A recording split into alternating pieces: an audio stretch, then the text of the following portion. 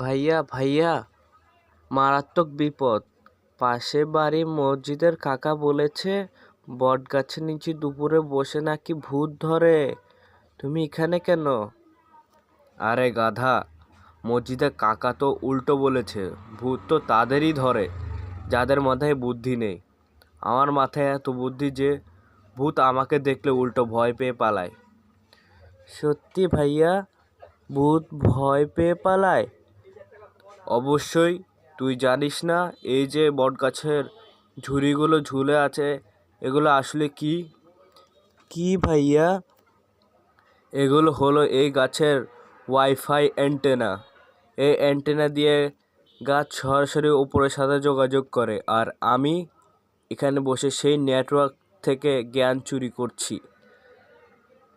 ভাইয়া তাহলে আমাকে একটু কঠিন প্রশ্নের উত্তর দাও তো। আমাদের মুরগি আগে আসে নাকি ডিম আগে আসে? এটা তো পানির মতো সহজ। আগে আসে অর্ডার। মানে কিসের অর্ডার?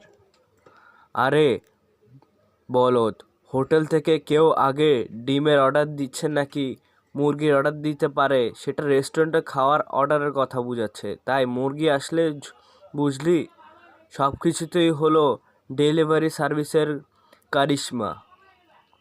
ও, আমি তো ভেবেছিলাম এটা বিজ্ঞানের ব্যাপার। তুমি তো দেখছি গুগলের চেয়েও বেশি জানো। কি হলো ভাইয়া, জ্ঞান কি বেশি ঢুকে গেল মাথায়? না রে, ওপর থেকে বোধহয় নেটওয়ার্ক একটু বেশি স্পিডে ডাউনলোড হচ্ছে।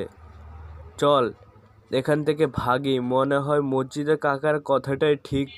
ভূত এখন 5 GB স্পিডের আক্রমণ শুরু করছে।